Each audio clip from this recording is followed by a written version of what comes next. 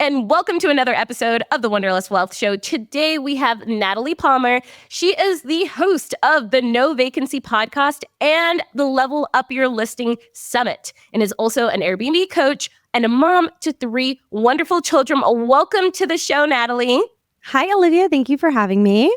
I'm so excited. I know. I feel like we've been trying to do this for months now. So glad that we can actually make this happen. I know. And even once we were supposed to start talking, we spent like an hour just catching up before we even hit record. So finally, let's produce this dang podcast. It's been months in the making. Amazing. Well, Natalie, can you tell everyone just who was Natalie like before the real estate investing, before the podcast, all of that? Oh my gosh, before all of that, dang. I feel like that's like my whole identity now. Okay, outside of that, so I'm Natalie Palmer. I am a wife. I'm a mom of 3. What else do I do? I live in Southern California in Orange County area.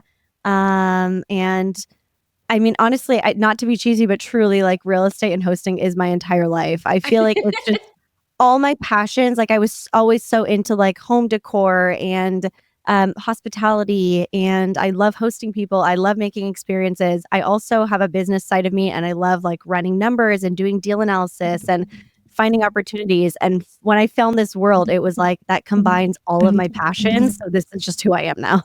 I love that. So how did you actually get started in the space? Yeah, so I am very, very, very blessed. My parents, we had in 2011-ish, I was in high school, they bought a second home in Big Bear, California, which is a ski resort town in SoCal. And we literally just used it as a vacation home. My dad was a ski instructor up there. So like he wanted a place to crash when he went up to ski. And yeah, we just went up all the time as a family. And then when my sister and I had graduated college and got older, we weren't using it as much. And like I said, all my sort of passions just like made sense for me to try Airbnb. So I was like, Mom, Dad, could I throw this on Airbnb and just see what happens? This was 2017. And at first they were like, hell no. Like this is our prized possession, our second home, our investment, our vacation home. No, we're not letting strangers in there. But eventually I convinced them and I was like, let me just do it literally for the week between Christmas to New Year's because it's so packed in Big Bear at that time anyway. We never even go. We hate it. There's too much traffic. And I was like, that probably means we can get pretty good nightly rates. So like, let me literally just do this for 1 week and let me just like take a commission on the bookings. You guys own it. So I guess I became a co-host before I even knew what that was, but I was managing their rental and getting a commission. And so they finally agreed to do it just for Christmas to New Year's. And we published the listing. It took so much longer to get it ready because it was a personal home. Yeah. So it took so much longer to get it ready for Airbnb than we thought. But when I finally made the Airbnb listing and published, it was December 22nd. And within 45 minutes, we got a 5-night booking. Oh my gosh. On Christmas Eve. And it was a $2,500 reservation for $500 a night. Oh my gosh. And we were just like, my parents were like, okay, we're not stopping after New Year. Like you are running this through the end of like winter season. So like they basically were like, you got yourself into this. Like you're running this for us now. And then within one winter season, we made so much. It was enough to do a down payment on another property in Big Bear. So my parents reinvested all of that. And they were like, here you go. You're managing this one too. And then basically from there, I had different neighbors start approaching and they were like, hey, every time I'm up here, your places are booked. I see guests constantly. I see you're getting so many more reviews than I am on Airbnb. Will you manage my listing for me? And then that's how I got into co-hosting. So yeah, I'm very lucky. I did have a good start with my first client being mom and dad. But beyond that, it was really just like hustle and, learning the pricing strategies and learning what guests wanted and constantly tweaking and optimizing. And here we are today. So today I co-host, I manage 10 properties total. My husband and I now own 1, and then 9 others are co-hosted, including those 2 from my parents from day one. I love that. Well, and that's the thing too, because I know my parents had rentals, like they had a couple, basically they would take their primary residence. Like we lived in the UK and they made it a long-term rental whenever we moved countries because they didn't want to sell it. But then they hated managing it and they were never really good at it. And they didn't really honestly understand how to be landlords and what that really looked like. And they weren't screening tenants properly and all this stuff. But like there are so many folks out there where their parents have a property, or maybe you have a vacation home that you go to.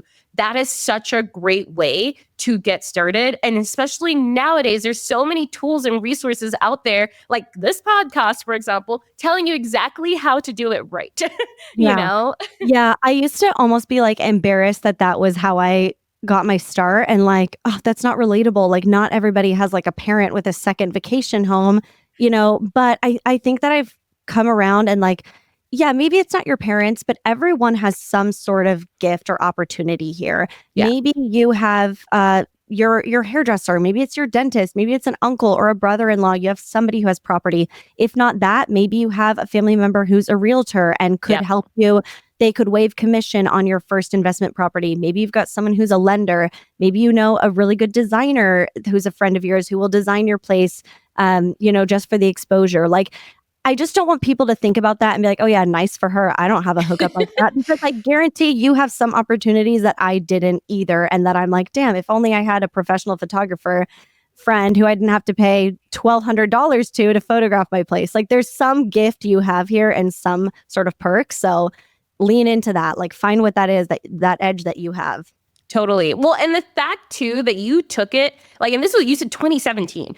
Yeah. Airbnbs were not like all the rage like they are right now, but the fact that you already kind of went in and were able to outperform the market, like, how do you think you even got to that point where you were already doing better than everyone else around you? Okay. I think for one, I do think it helped being like a millennial on the app. I think that a lot of properties managed in my market were these like old school legacy property managers. And they didn't even have smart locks. They make you drive to an office in town to like pick up a physical key and then go to the address. Oh my That is gosh. such a pain in the butt. And I think I was just like, that's stupid. Ew. Like, I'm not making my guests drive there. I wouldn't want to do that. We're putting in a smart lock. And before there was even integrations with Airbnb and smart locks and your PMS and smart locks, I just was like, I'm just going to make 10 codes and, send out a new one to each person. Like, I don't know. I just feel like it was very like that's like another thing I'll say is I think that people who get in their head here and they're like, I can't do it. I have no experience. I think having no experience kind of helped me. And it was Totally like, no, that's dumb. That doesn't make sense to me. I don't care if that's the way everyone's doing it. Like I'm doing it this way because this makes more sense. Totally. I love that. That's phenomenal. Okay. So another thing too is, so you manage, right? 10 properties and then you own one property. Mm-hmm. Like a lot of people are so nervous to get started investing in real estate, right? Because maybe they get their first property and they're like, okay, well, how do I scale from here? Or maybe just getting even that first property is like, well, I don't have a ton saved up. Can you talk about just the benefits of co-hosting versus owning a property and kind of what that looks like for anyone who is looking to get started? Yeah. So here, let's go super basic if someone doesn't even know what co-hosting is, but it's effectively like property management. And so without any of the risk, you don't have to buy property. You don't have to spend any money setting it up. You don't have insurance or property taxes, like none of the risk, but also none of the benefit of ownership. But with none of the risk or initial expenses, you go in and you offer to manage someone's place for them. And you would just do that for a commission. And so it's also no risk to the owner you're working with. They don't pay you a monthly retainer. They only pay you when they make money. So that is effectively a co-host or property management model. The big difference here is that property managers in most states, you have to have different licensing for that. You probably have to have a real estate license, probably a broker's license, and it's different licensing. Co-hosting, anyone can be a co-host. And the main difference comes down to property managers collect all of the money and then they pay out the clients what they've earned. Whereas co-hosts, I invoice my clients for my services. And I say, hey, this month you had $10,000 in rentals. I take 25% commission. Can you send me $2,500? So that's really where the licensing comes in, is that property managers are like holding those funds. So of course that takes additional licensing to make sure you're doing everything by the book. But as a co-host, I'm just invoicing people for my services. I'm a 1099 independent contractor. And that's it. So anyone can do it. You're basically just coming in and saying, I'm going to help you with these tasks. And for me, For me, my co-hosting looks like full-scale property management. Like I do everything a property manager would, even though I'm not a licensed PM. But your co-hosting could look like, hey, I am messaging guests between 8 p.m. and 8 a.m. so that you can actually sleep and you don't have to deal with it. Or I am scheduling cleaners and you're taking care of guest communication. Like you can piece this together however you want to. But yeah, for me, I do full service co-hosting. I love that. Okay, so this is for anyone who's thinking of getting started. I'm just thinking of the questions that they would be asking, right? Is how much time do you actually spend a week co-hosting? And then, how much do you even charge for something like that? Yeah. So how much time I spend, this is totally something where, and I don't know if you felt this way, Olivia, but like the more properties I've taken on, the less time I've spent. So literally for 10 properties, less than an hour a day. Like actually an hour a day would be like a long work day. It's probably like 15 minutes a day of just like checking on things. And then the reason I say an hour a day is like, there are days where I spend 3 hours on the phone, 4 hours on the phone with like the HVAC guy because our furnace blew out. Like there are days like that, but those are few and far between. I feel like the more systems you put in place and the more you scale, it just forces you to get things under control. I can't do things manually the way that I used to. And it's in turn made everything run more smoothly and more quickly. So yeah, less than an hour a day for sure. And as far as how much to charge for this, I would say if you're trying to figure out your rate, most co-hosts are going to charge between 15 to 35%. 35 would probably mean you're including the cleaning fee with that. Yeah.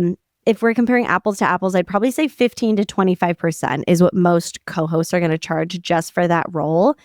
And as far as how to determine like what your rate should be, I started with 20%, and it was very easy because the three big property management companies in my market were all charging like 30, 35, and 40%. So I just was like, hey, I'll do 20. Like it's a no-brainer to switch with me. I charge so much less than the competition. And eventually I ended up raising it to 25%. And I can get into that whole conversation too of how I raised it and why.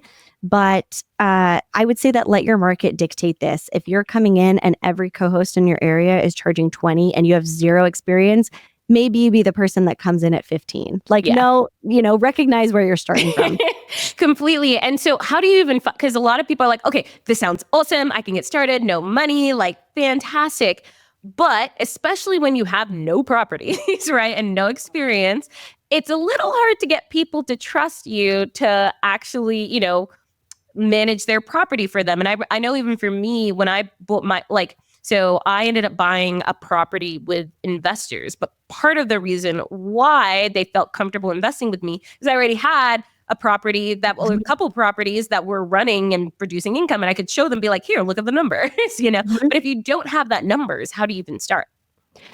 This is a great question. So yeah, even in my situation, like I was already managing two places in my family before people started approaching me, and they were like, hey, we see what you've done there. Can you do it for us? So that was such an easy sell. But of course, yeah, it's so funny because I feel like it's the people who have the easiest time growing a co-hosting business are people who are already hosting, but the people who need co-hosting the most are people who aren't hosting yet. So I know there's like this weird dichotomy, but what I say is, and there's a lot of people out there who will tell you, oh, you need to offer to do some work for free. Offer to be a co-host for free for 3 months to give them a trial and see what it's like. And then you introduce your payment. They're going to be so used to like having you take over these things that they're not going to want to say goodbye, and they're going to start paying you a commission.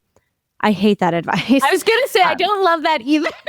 I hate it because I found that it really, first of all, if every co-host out there was doing that, then you're going to have an owner who's like, perfect, 3 months with you. Now you want to charge me, let me go find somebody else who wants to work for a free 3 months. And they're just going to hop around like that. And I also think that it puts you in a position right off the bat, they're always going to compare like what they made before to now what they're making once you're taking your cut. And it just, you don't want to start the relationship like 3 months into formalizing an agreement is suddenly like, oh, great, now you're costing me. Like that's not the mindset you want to have. So one thing I really want to emphasize is anytime you're talking to a potential client, the conversation is not, I am coming in and I'm taking 20% from you. It's, I am coming in and I'm going to make you an additional 20%, and you don't have to do any of the work or lift a finger in management. Yeah. You want to basically make it like you are going to make the exact same amount of money, but you don't have to do anything now. So, and now you have your time back too. So it's like all the time and energy that you would have spent thinking about this and that. Like now you can take that time and go do whatever it is that you want. Find if you want to another go buy another property. property. Yeah, exactly. Yeah, scale that up. So that's really what you want to emphasize is like, I am coming in and I'm not taking anything from you. I am going to optimize your listing and get you a higher nightly rate and have better systems so you're not giving refunds and stuff. So, we don't have to refund cleaning fees so that there's not damages. I'm going to be following up and filing claims so you're not paying out of pocket for stuff that is damaged or stolen. Like, I will make you more money. Yeah. So you really want to emphasize that. But as far as how to actually like get these owners to trust you and let you into their property and start working with you, what I recommend is offering a different type of service. So realistically, it is very hard. And Olivia, you're a property owner. My husband and I now own real estate. If somebody just came to me and said, hey, can I take a 20% commission for managing your place? I've never done it before. I'd be like, goodbye. Yeah. Like this, you know how much money I spent on this piece of property? Like, no, you're not the one that's like going to take the reins. But what I think is you can do, if you have another sort of like talent or skill set, start offering a service. Don't even mention co-hosting or property management. Start saying, hey, I charge $3,000, $2,500, whatever it is, to come and stage your property. So if you are shipping in all this furniture, who's going to receive the furniture? Who's going to go there and unlock the property and bring the packages in off the doorstep if you're not there? Who's going to assemble everything and flatten the boxes and take those to a dump? Who's going to stage it all and make sure that if anything's broken, it needs to get returned or replaced? And then do you guys have a photographer coming in? Also during setup, a lot of times like paint gets scuffed on the walls. Have you guys thought of who's going to come in and touch up the paint before your photographer gets here? I have connections with painters. I have handymen that can install things and hang stuff up for you. Let me come in. I'll call the dump truck to come and take out all the trash. That's the service that you can come in and sell. And if you do a good job with that, it's very easy to then be like, hey, by the way, once you start running this place, like who's responding to guests at all hours of the day? Are you guys going to be scheduling cleaners? Like that's a very natural way to then introduce more services you can do. And you didn't have to do any work for free. You actually got paid because you did complete a service. I love that. So that's one example.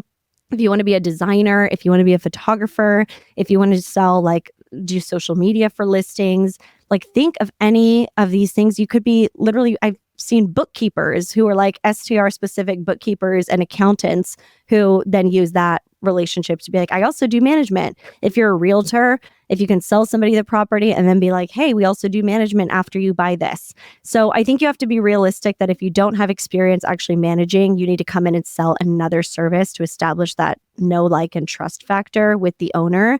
But there are ways around this, and I don't want you to do services for free. There are other things you can offer where you're already getting paid while trying to sell yourself as a co-host. I love that. Let me add one more thing, and I know I'm being so long-winded here. No, this is great. The first client you get is the hardest one ever.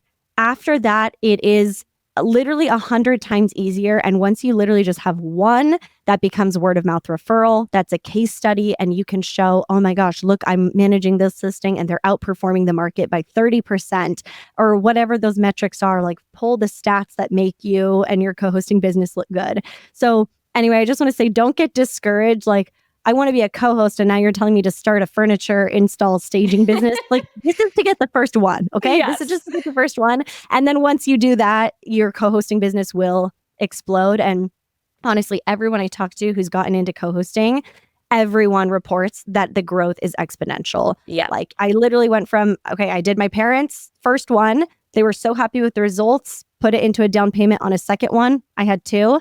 I onboarded 2 co-hosting clients within 6 months of that. So I went to 4. I ended up having 8 properties within another year. So it's like literally exponential, 1 to 2 to 4 to 8. Before you know it, you're going to be saying no to people and being like, please, I can't take another property. Like I need to refer you somewhere else or I need to hire a VA. So keep in mind that this hustle is like really for the first one and it gets so much easier after that. I love that. And also just for anyone out there too, who's like, okay, cool. This all sounds great. Like part of the getting out there is if you don't know, let's say you don't know anyone in the market or in the industry right now, start going to events, right? Start going. Come to Level Up Your Listing literally. Summit. And that's like, it literally, it's not even that like I was trying to plug conference at all, but I was like, you need to start putting yourself around people who have properties, because I can assure you that everyone at, for example, at Level Up Your Listing has some sort of issue, and usually it's around management. Yep. That they're trying to get rid of or outsource. Yeah, totally. And even if you're not, okay, yeah. So Level Up Your Listing Summit, can I quickly? Yes, absolutely. Absolutely. So this is a summit that I co-founded with Tatiana Taylor-Tate, and I believe you've had her on a previous episode as well. But yeah, her and I started this women's short-term rental summit, and we're going on our third year, and it's every year in March in Phoenix, Arizona. So our 2025 dates are March 9th, 10th, and 11th. And Olivia, I want to give a code or a promo to your audience. So let me convene with Tatiana. I'll make a code, and could you put that link in the show notes here? Absolutely. Thank you. Okay, y'all, do I have something exciting for you? Now, I just came out with a brand new free training on exactly how you can get started investing in real estate within the next 3 months. Because if you're someone who wants more freedom in your life, the ability to travel the world and do the things that you actually want to do in life, you're going to want to listen up. Trust me. Now, this training is freaking awesome. I literally go in and spill the tea on the number one strategy that is working right now, like literally today in today's market. And I go over how to look at deals and make sure that they actually cash flow, and how to set your properties up so that you can run them from anywhere in the world. Like I literally have managed my properties from over 6 different time zones. So if you are stuck in analysis paralysis, you don't know where to start when it comes to real estate investing, but you know that it's something that you want to do in the future, this training is going to be for you. So to check it out, click the link in the show notes or DM me the word hack, like HACK on Instagram, and I will send you the link. Now let's dive back into the show. So anyway, though, the reason we created this was because of what you just said. Like it's very hard to be like, okay, great, I have this game plan, and yeah, I'm going to start this service of like staging places, but who do I even talk to? How do I even meet somebody who's in this situation? There's no like skirting around the issue. You have to put yourself in the room with other people that are doing this stuff. Yeah. If you can't come in person, find a virtual room, join a mentorship or a coaching program. At the very least, be on Facebook groups. At the very least, you can even find free real estate meetups in your area, but you have to go to stuff and make your name known in the space. And it's crazy just how much to also start talking about it. Like on your social media, you need to just start saying, oh, if anybody ever needs anybody to furnish their place or stage furniture or whatever, you have to talk about what you're doing. I've gotten so many, my husband and I will go to weddings of like friends we went to college with and stuff, and people will come up to me and be like, hey, I haven't seen you in so long. By the way, my wife and I are making some money right now, and I see you're doing real estate. If you ever have an investment opportunity, we have 30,000 saved up, we'd like to invest. Like I get this at every wedding I go to, literally just because I talk about this stuff online. So it's like I become the go-to person that people know of. You have to become that person. So totally, even if it feels weird and you don't have clients yet, you have to start talking about it. Literally next time you go to Home Goods and you're unboxing decor for your own house, film it and put that up of like how you're doing this and show all the trash you're taking out.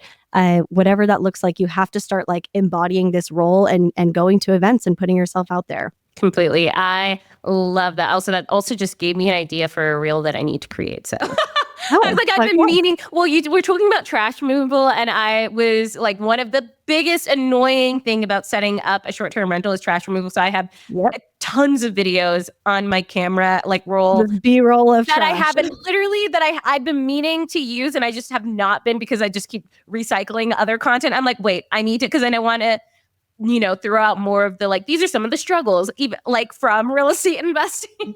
Yes. But still worth it. But just so you know, for transparency's sake. Yeah, this is going to be the biggest headache of your life. Yeah. Oh my gosh, I love that. Okay, so, you've created this really awesome business that you basically spend an hour a day managing, which is freaking incredible.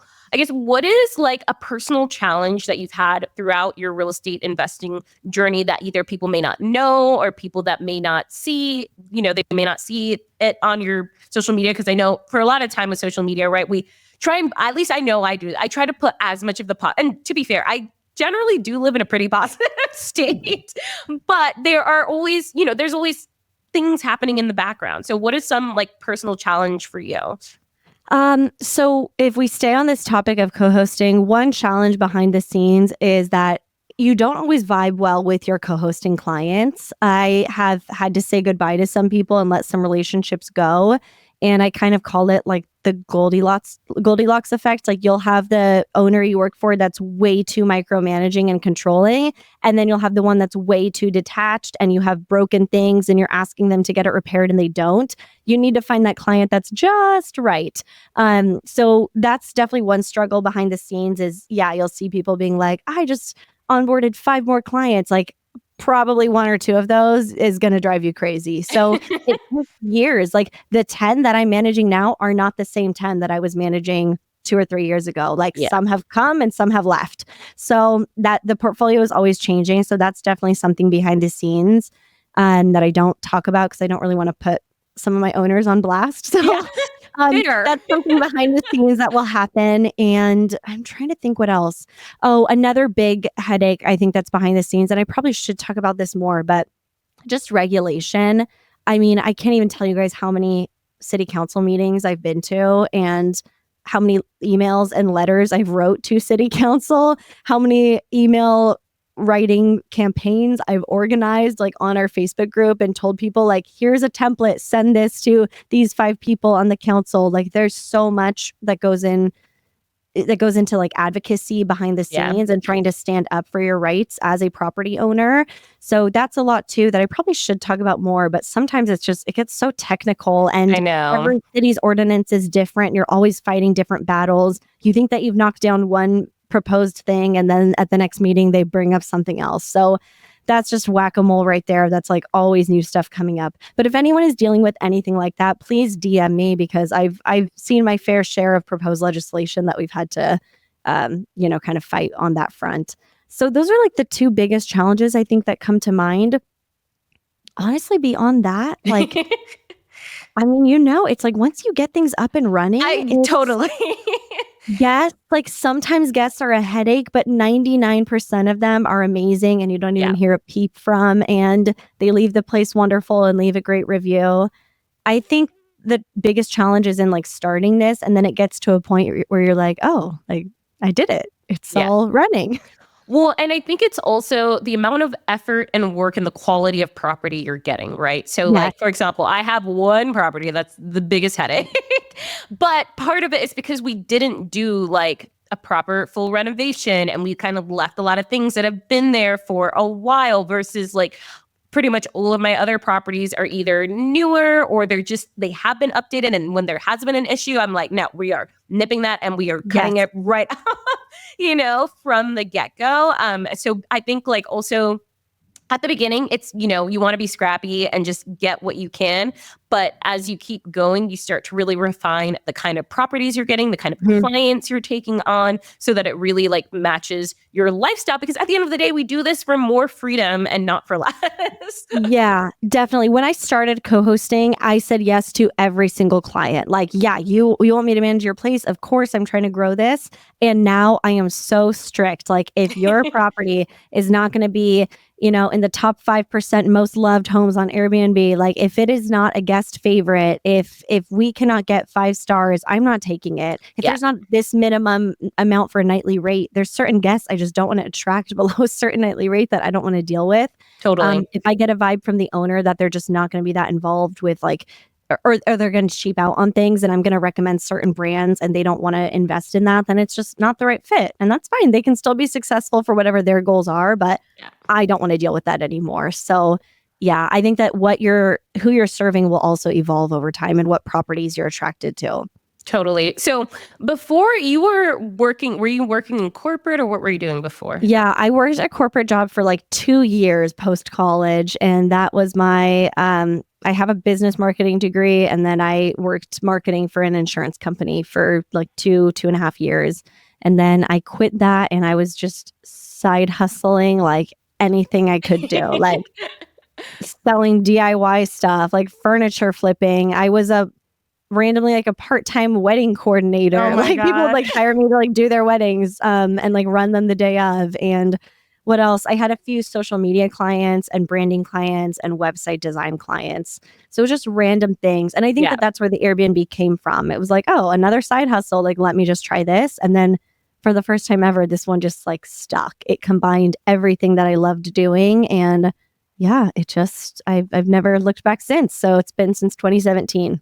I love that. I love that. And so in terms of your lifestyle now, how has that changed? Because I know you've like gone through quite a bit, especially this past year. So I do kind of want to touch Yeah. on that because the beauty of real estate is, like I said before, we get into this for more freedom and not less, right? So that we can do the things that we want to do, but also when life happens, right? That we can actually go and deal with it and make money and not feel like, well, if something happens that, okay, well, we have to go back to work now and not take care of things. So can you kind of touch on that a little bit? Yeah, definitely. Yeah, so I have 3 kids, and I had one in 2020, one in 22, and this year I had one in 2024. And my son, when he was born this year in April, we found out that he had a 1 in 4,000 birth defect affecting his esophagus and trachea. So he was transferred to the NICU. I had him at exactly like right after midnight. I had a C-section. He was born at 12:11 a.m. And by 4 a.m., there was a transfer team taking him to another higher tier hospital that could deal with this birth defect. So he had to have surgery on day 2 of life. And then he was in the NICU for 12 weeks. And that was something it was not diagnosed prenatally. I had absolutely no idea we were going into this. And then, yeah, for 12 weeks, we had 2 girls at home, and they are 3.5 and 2.5. So young kids. And my husband and I were just trying to balance to make sure somebody was with our son every day at the hospital, while still paying attention to the girls and not neglecting them. And I did not work. I don't think I opened my email inbox for literally probably 12 weeks, like until he came home. Like no one heard from me. I was gone. I maybe posted like 3 story updates in that entire time, but like email didn't see me, social media didn't see me.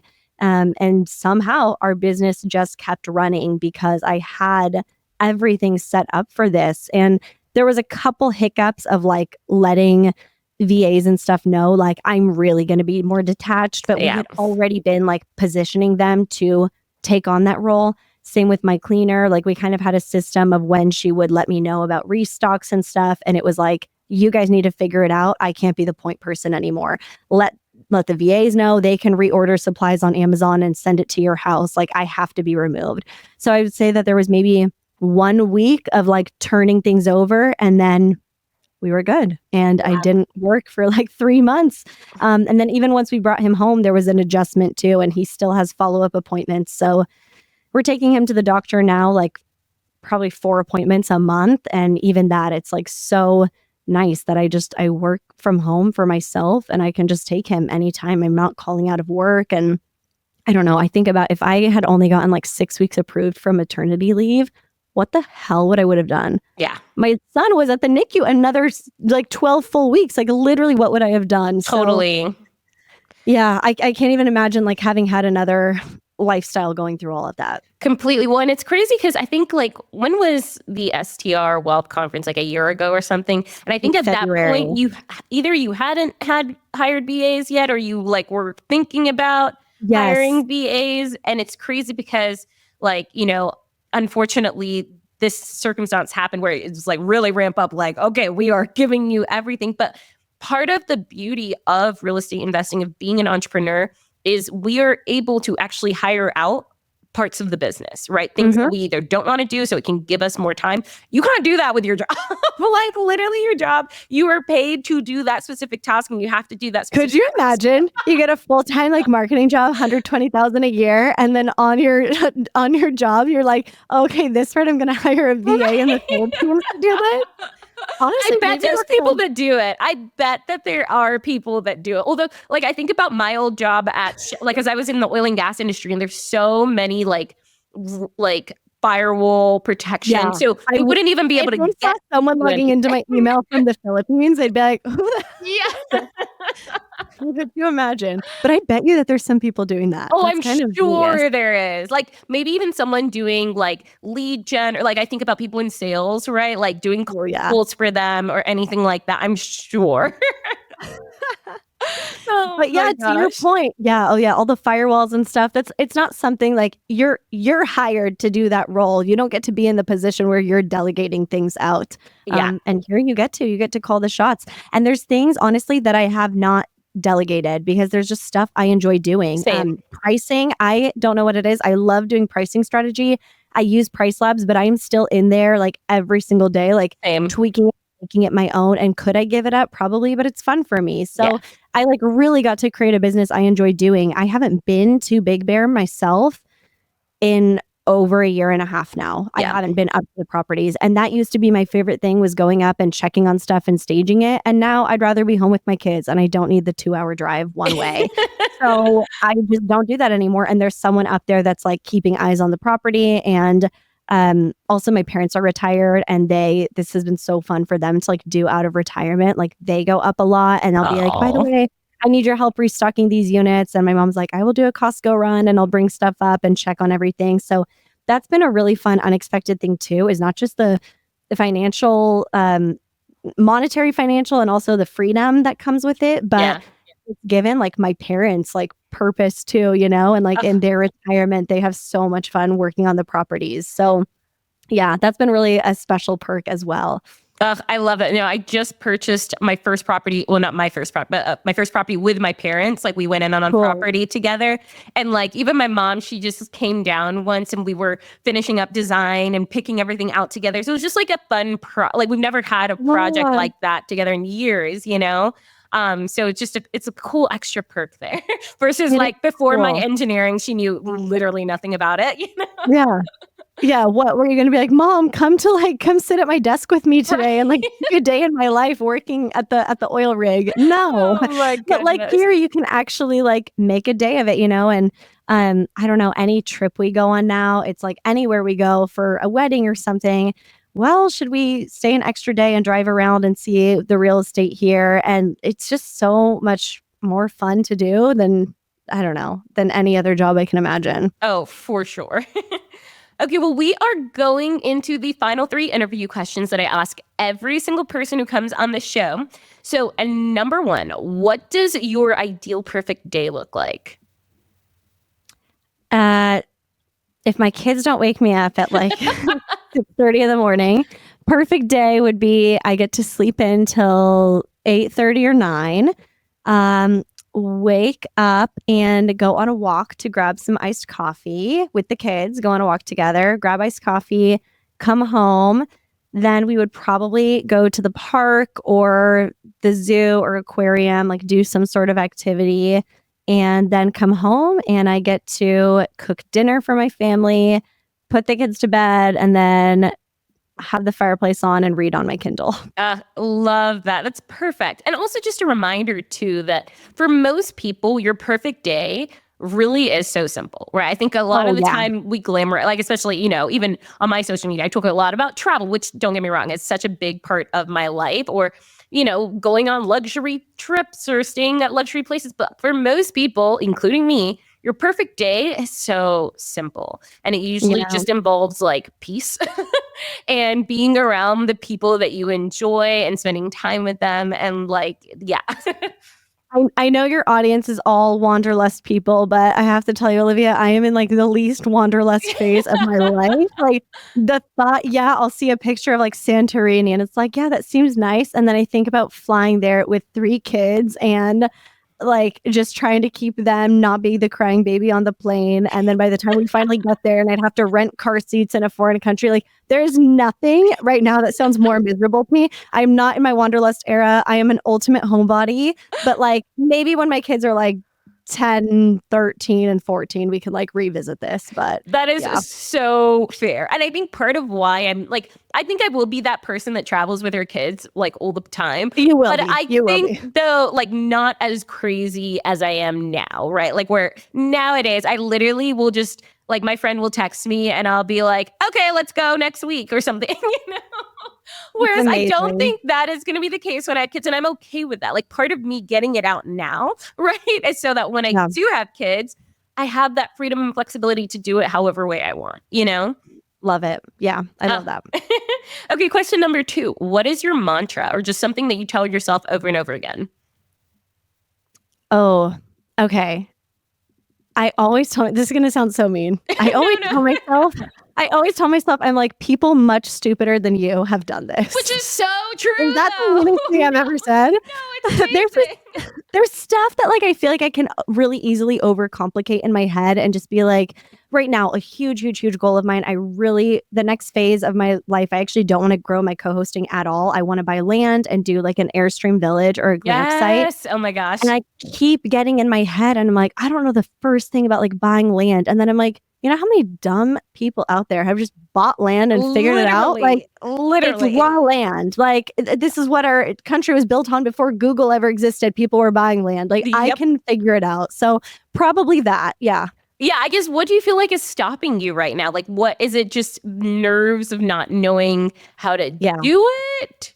I feel like when it comes to just single family homes and short-term rentals, like I am so confident in my knowledge and I've been through it and I've made the mistakes, and going into this, it's like I have to relearn. I have to be a student all over again. And I think that that's what's overwhelming me, but I know it's going to be fun. Like I've enjoyed the last 7 years. So I know I have to get in that mindset again, but I think I'm just scared being the newbie again. I want to join masterminds on this topic. I was going to say, it sounds like you just need to find a mentor. I do. But it's like, it's so weird because right now I like coach on this and then I'm like, I'm in that role, but then I'm also going to go seek out coaching, which I know I need to. It's such an oxymoron, but yeah, I think that that's just the only thing holding me back is like being that vulnerable student again who doesn't know. You should definitely talk to like Heather Blankenship, and her folks are really like one of my really good friends, Heather Muir. She's in the women's. I love Heather. She's fabulous. Oh yeah, you know Heather.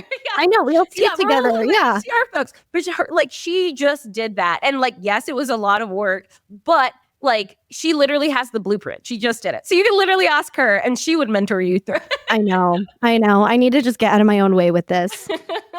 I love it. But and that's where it is so important though, because I think sometimes we feel like we're going to get to this place where we've arrived, but there's always something new to learn. There's always people to learn from. And you're going to get to a point probably with whatever you're doing where you're like, okay, I feel kind of good with this. I need a new challenge, right? And that's a perfect time to seek out new coaches and mentors and things like that. But yeah.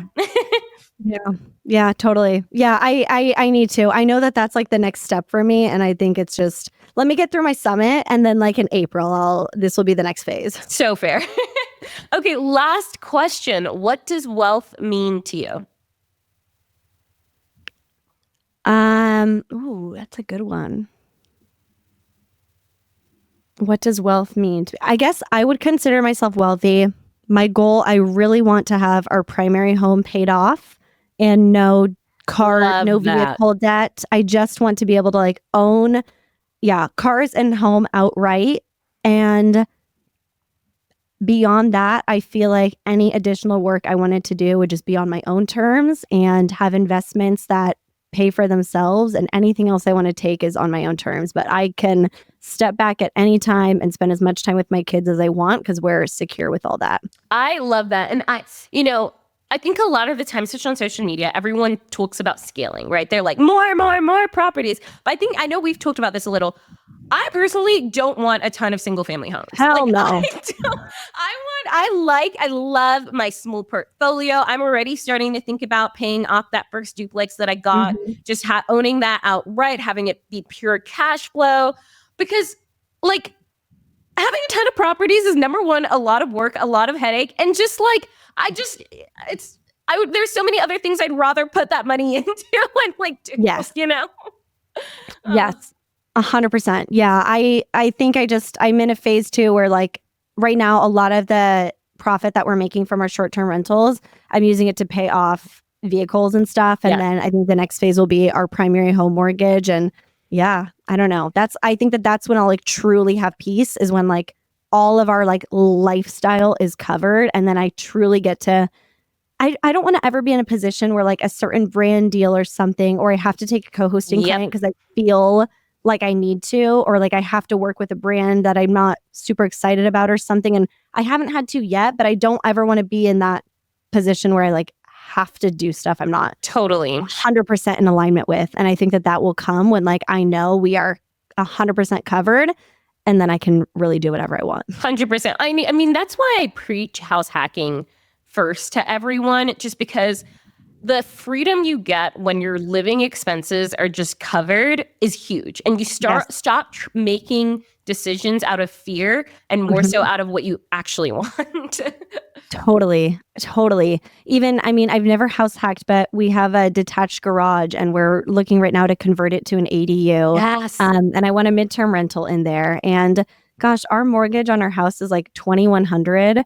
And I think I've ran that we can probably make between $3,000 to $3,500 in the ADU. I was like, this needs to happen. Yeah, literally you can just take that. Like if you were working on paying off your house, you just take that and put that towards the principal every month. Like what? Exactly. That would be wild.